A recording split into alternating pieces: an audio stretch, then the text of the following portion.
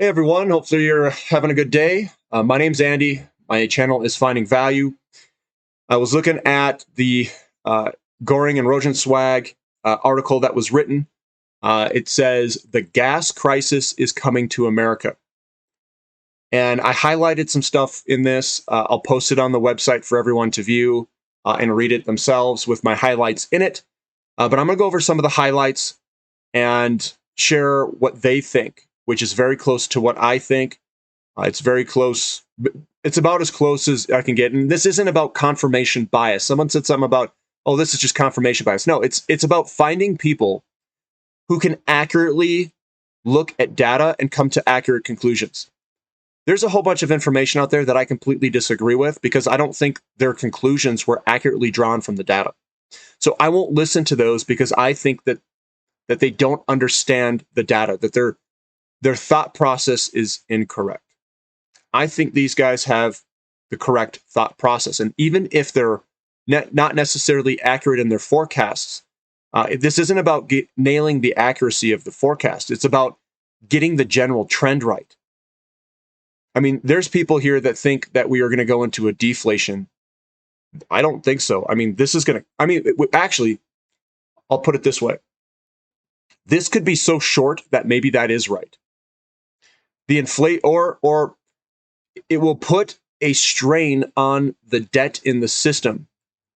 And depending on how this plays out, we could see a deflation after it, but it's just going to take some time.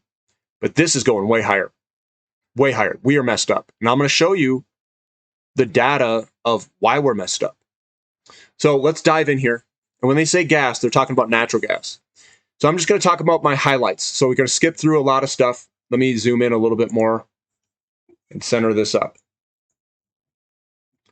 So I'm just going to talk about the highlights that I put. I said, in Europe and Asia, a natural gas costs $35 per MMBTU. In other words, U.S. gas is priced at an energy equivalent discount of 56% to the world oil and a 77% discount to world gas. In our 35 years of investing in global energy markets, we have never seen such a wide disparity. Over half of production comes from just 3 fields, and they're talking about the United States here. The Marcellus and Haynesville produced almost 40% of U.S. gas, while associated gas from the Permian oil and shale takes this to 52%. Just 3 fields. He goes in and talks about the production curves. These have been going up. These other ones, Barnett and Fayetteville, have been declining. These are larger fields. These are smaller fields. He thinks that these will shortly be turning downward. And especially when, at the same time that we are exporting our gas in liquefied natural gas form. So look, everything comes down to whether the U.S. shales will continue to grow. We believe it's important to understand the future production profiles of these fields. Many analysts seem to believe shale growth is almost unlimited. Our analysis tells us something quite different. We believe all the fields, especially the Marcellus and Haynesville, will soon begin to exhibit the first signs of exhaustion, very similar to what happened with the Barnett and Fayetteville areas. Coming on down, and you can see that these guys are declining in production. That's Fayetteville and Barnett. He thinks that the other 2 main fields are going to start to decline at some point. And he's talking about the number of potential drilling locations, and they've high-graded all of their drilling locations, which means they're going after less and less with less drilling locations, which will eventually create a peak. And this is those 60% tier 1 drill locations versus the output of. So he's looking at the right things, applied it to the Barnett and Fayetteville, drawed conclusions, and now is applying those conclusions and what he's learned against the other Haynesville and the other fields. Marcellus, I think it was. And Marcellus linearization, this is the recoverable reserves declining. This is the output at the time. And these are that drilling location and the percentage. If you were to go back, the percentage here started going down at about 60%. Look what we're coming up to, almost 60%. We're about 50% or so. He thinks it's about to start to head lower. It says, based upon our models, that Haynesville will have produced 50% of its recoverable reserves by October of 2023 at a rate of only 500 mmcf, higher than today. Nearly 47% of Tier 1 wells have been drilled in the Haynesville, suggesting a degree of high grading is underway. At today's rate of Tier 1 completion, we believe the Haynesville will reach 60% Tier 1 development by late 2024. So it's coming a couple of years out. But that is, remember, the markets are forward-looking. When we want to figure this information out before everyone else, this guy is laying the foundation of the work that's needed to become a successful investor.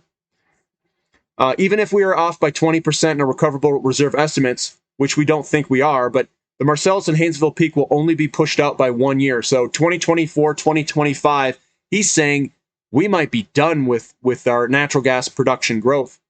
The idea that gas supply could falter, and as a result, that U.S. gas prices could nearly instantly rise fourfold, is completely off any investor's radar. And yet, this is exactly what our models are telling us could happen within the next 6 months. Within the next 6 months, the world has enjoyed a decade of cheap, abundant energy, and nowhere has that been truer than U.S. natural gas. We believe the same is about to happen in the U.S. much faster than anyone realizes. The commodity bull market has only just begun. So we're going to go into a little bit different thing here. He's got the commodity to Dow Jones Industrial Average ratio. This is what I look at. This is what professional investors look at. You don't look at necessarily just the pricing in dollars, that ratio. You look at this ratio of asset versus asset and how money flows will rotate between assets. They had some major bull markets in commodities, the 1930s. Wait, I thought that was the Depression. It was, because we've got a supply problem in the 60s and 70s, and now we've got a massive one, early 2000s, and then a massive one that's coming up. Absolutely massive. It says 29, late 60s and late 90s and today. It says if you had invested in commodities or commodity-related equities in any of these 3 previous periods, the returns on both an absolute and related return basis were huge, even in the 1930s. Constructing a natural resource equity portfolio that consists of 25% energy, 25% metals and mining, 25% precious metals, and 25% agriculture would have significantly beaten the stock market in each of these cycles. Now, mine is what I am. I'm overweight in energy because I think we have an energy crisis. I'm not as heavy in the base metals. I do have rare earth metals and all those exposures. I have copper. I have more precious metals exposures to physical metals because it could be a currency problem. And then I don't have as much agriculture. I don't know how to play agriculture with equities because the equities aren't going to go up. The energy costs are going to screw them up. So agriculture, the way you'd want to play it is directly through the commodity itself. Direct exposure is what I would do. I would not buy a agricultural company that harvests it because their input costs are going to continue to skyrocket. So that's my take on it. For example, had you invested in such a natural resource portfolio in 29, your return would have been 122% by 1940. Remember, that was during a depression. Everything else fell 90% or 50%. At the same time, you went up 122%. That is a huge win. In real terms, commodity prices offered real returns of almost 180%. Not bad in a period that included one of the greatest bear markets in history, a full-blown banking crisis that required the temporary suspension of the world financial system. In 1970, a similarly constructed natural resource equities portfolio would have returned 400% by 1980. And finally, in 2000, a similarly constructed natural resource equity portfolio would have returned 360% between 99 and 2010. So moving on down, and remember, guys, if you're in the big movers, energy's the big movers, it would have drastically outperformed this. Looking on down, it says, first, prior to each commodity buying opportunity was a decades-long commodity bear market that produced price declines so severe that capital spending in many extractive industries was impaired. Second, each period was characterized by excessive monetary creation. Third, all periods saw intense financial speculation. And fourth, Each period saw a major shift in global monetary regimes. All four conditions are once again present today, and in many instances, they are far greater in magnitude than in any of the previous three cycles. I completely agree with that. Why? Because it's accurate. I don't agree because it's confirmation bias. I agree because that is what it is. That's exactly what I look for. That is what's needed for a commodity bull market to happen, to be born. If the stock market stays at present levels, commodity prices would have to surge 600% to become overvalued relative to the stock market.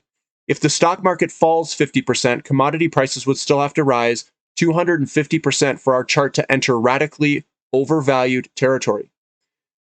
The biggest risk for investors is selling too soon. I wonder who says that. Who says that? That's me. He knows exactly what's going on. The ratio bottomed in December of 68, and by November 1970 had advanced by 40%. Commodities by 10%, while the market fell by 16%. Many investors may have wanted to sell at that point. That's your bear trap, guys. Commodities fell by 10%, the market fell by 16%, and everybody was selling out. Sounds similar to what we're going through today. However, the rally was just beginning. Over the next 9 years, commodities rallied another 156%, and commodity stocks rallied another 400%. Had you sold in 1970 after the index advanced 40%, you would have missed 90% of the rally. Selling too early, guys. That's what I think he's trying to say. Again, if you had sold in the 2000, once the ratio advanced 40%, you would have missed 95% of the rally. As you can see, commodities still have to surge multiple times in price from here before they become overvalued. The great commodity bull market has only started, and investors should use any resource market pullback as an opportunity to increase their exposure. This guy sounds exactly like me. Buy the dips, hold the rips. Why? Because we are so dramatically undervalued in the ratios. And a lot of them haven't even moved yet. And everyone's, we got a recession. Okay, I'm not losing my position. The death of equities in the 70s. See, look at this big move of the CPI. We've got a big deflationary move, and then what's coming because of the demographic. This is more or less a move of the demographic. The demographic kind of came down in this 60s period. Demographic was smaller during this entire period, and then we've got a larger demographic coming. This I don't think will last forever. I think it'll last for maybe another 5 to 10 years. That's my take on it. So we believe today's inflationary pressures are neither transitory nor moderate. We believe inflation will intensify as we progress through the decade. I agree.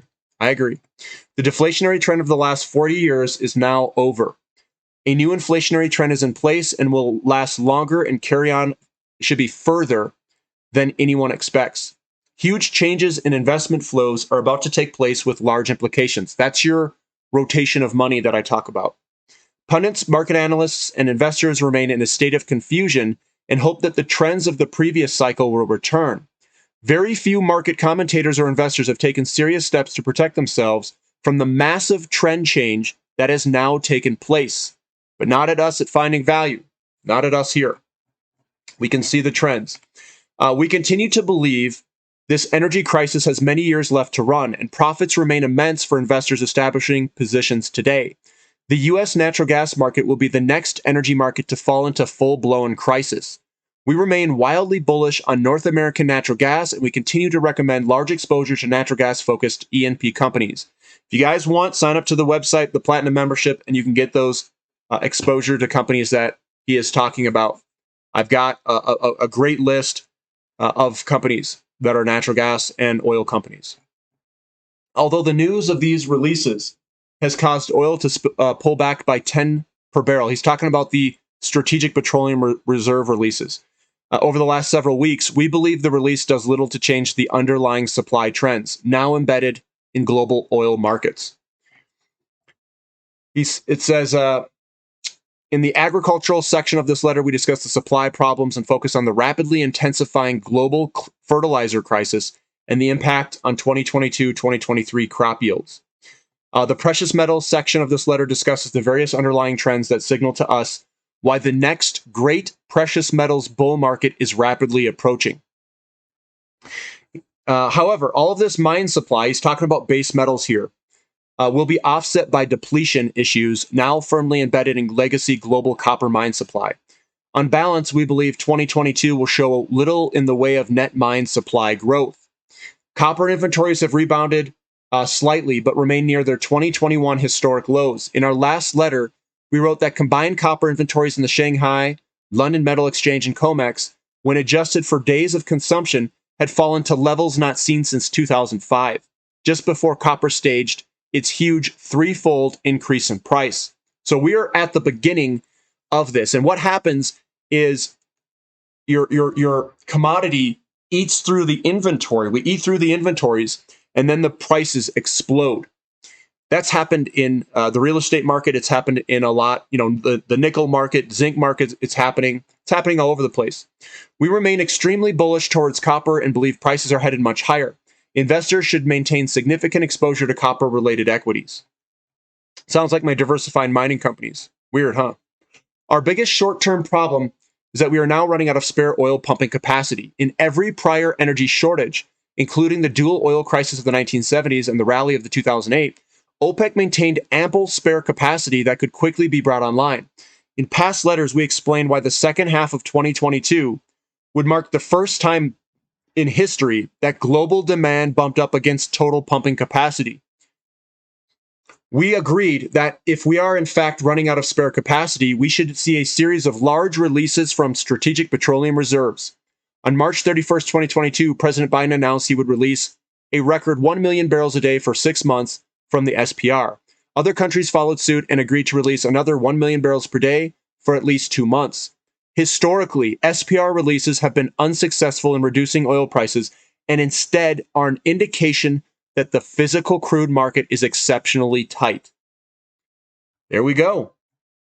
So looking at this, the record deficit we are now experiencing is the result of a decade of chronic underinvestment combined with relentlessly strong demand. Unfortunately, reversing these factors will take years. An easy and quick fix to the energy crisis is nearly impossible. Demand was likely to rebound much faster than supply, pushing oil markets into a severe deficit and resulting in strong inventory drawdowns. Since then, inventories collapsed by 1.2 million barrels a day, the fastest sustained rate in history. In their latest release, the IEA estimates that OECD inventories ended February at less than 4.1 billion barrels, the lowest absolute level since 2007, and the lowest level related to 10-year seasonal averages since our dataset began in 1980. This all took place before Russia invaded Ukraine in February 24th. That's that huge decline in inventories, and we are heading to the lowest levels that we have ever seen since 1980, since the data has been gathered. Years of underinvestment in upstream oil and gas projects has produced the present deficit. Trying to reverse this shortfall will take years of upstream capital spending at rates double and triple of what are spending today. Now, think of that, guys. What are the implications there? Trying to reverse this shortfall will take years of upstream capital spending at rates double and triple of what we are spending today. Think energy services. Energy services, because they're going to be spending at double or triple the rates.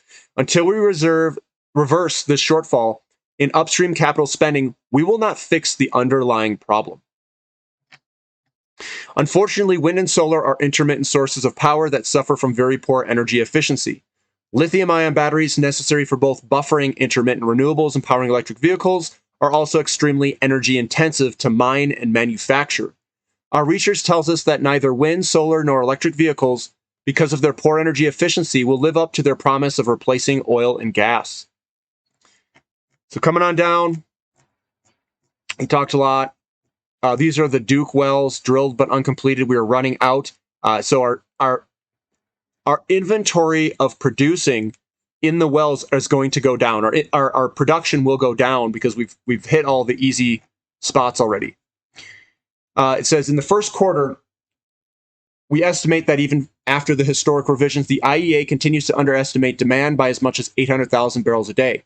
If this demand continues, and we have every reason to believe it will, the crude market is even tighter than what most people currently realize. Coming on down, it says, We believe they trade, but we're ultimately unable to. In our past letters, we've detailed extensively why we believe OPEC Plus spare capacity is much lower than anyone realizes. There is no logical explanation for why this should happen consistently. They're underproducing their quotas, as it has, other than member countries have been unable to increase production. The current energy crisis will not be solved until capital comes back into the industry in significant quantities. Normally, high commodity prices and improved profitability help attract capital, but ESG pressures are keeping that from happening. And that's the E&P, IPO, and secondary fundraising. It's been very low over the years. We are now beginning to understand what a world looks like as it runs out of spare oil pumping capacity. Even with the huge releases from the Strategic Petroleum Reserve, oil prices have hardly pulled back. Global inventories now at record lows, continue to draw counter-seasonally, and are reaching dangerously low levels. Global oil demand in Q4 will approach global pumping capability according to our modeling. Strong demand, declining production, record low inventories, and no spare pumping capacity, all these factors will push oil prices higher in the second half of 2022. Even in the face of all these factors, investor interest in energy markets remain incredibly subdued. Once investors and institutions realize the energy market has fundamentally changed and the decade of cheap, abundant energy is over, the amount of capital that rushes into this sector could be huge. The global energy crisis has just started, and it will take many years to fix. For those that make investments today, the rewards could be immense. I agree. And coming on down, we have in February, Camco announced that it would seek to restart its McArthur River mine in the Athabasca Basin of Saskatchewan before deciding to suspend operations at the mine due to low prices in 2018. So Camco looks like they're announcing that they might start it back up. Here's some uranium information. It says, in order to sustain a chain reaction in the nuclear reactor, the fuel rods must contain between 3 and 5% U-235. Centrifuges are able to carefully separate the two isotopes and effectively enrich the uranium hexafluoride from 0.7% to 3.5% U-235. The low enrichment uranium is then fabricated into fuel rods and shipped into nuclear power plants. Given how critical Kazakhstan is to upstream global uranium production, the proximity with Russia is likely putting pressure on some U.S. utilities to enter into long-term contracts with other producers and diversify the upstream source of their fuel. The enrichment, they're looking for places to find enrichment. Enrichment segments of the fuel cycle. Russia converts 35% of the world uranium production from U-308 concentrate to UF6 gas, and any disruption would be impossible to overcome. This has led some officials to consider fast-tracking the reopening of U.S. conversion capacity. Similarly, Russia is crucial to the global enrichment business, controlling nearly 50% of the world's capacity. Unfortunately, given the deficit in mined uranium over the past several years, it is not clear this will be possible to basically divert away from Russia because of the enrichment, the capacity. As we have discussed in our past letters, nuclear power is the key to our energy future. So we've had an energy problem. How do we solve it? And he thinks, like I do, that uranium is one of the solutions, key solutions, nuclear is. For every unit of energy expanding and mining, converting, enriching, and reacting uranium, 100 units of electricity are generated. This energy return on energy invested is at least 3 times better than oil and gas and 20 to 30 times better than renewables. Furthermore, nuclear power emits no carbon. Uranium prices are poised to move dramatically higher as we progress through the 2020s. Completely agree. Why? Because this is a viable alternative to our problem. This is a solution. Nuclear is, and we will use it. That's my guess. And here's gold, precious metals bull market. The gold bull market started in December of 2015 when bottomed at $10.50 per ounce. We strongly believe it will peak around $15,000 per ounce by decade's end, a price target we will address in our next letter. We have great confidence the corrective phase will be resolved to the upside. He thinks that investors should begin to increase their precious metals exposure now. I agree with that. I agree. He's talking about downtrend lines being broken.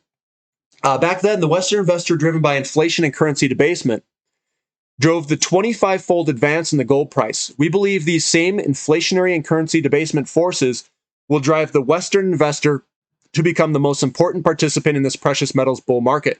Second, The decline in the gold to oil ratio also strongly suggests the gold bull market's next leg is getting closer. He's talking about basically that oil moves first, transfers the inflation into the CPI numbers, and then people wake up.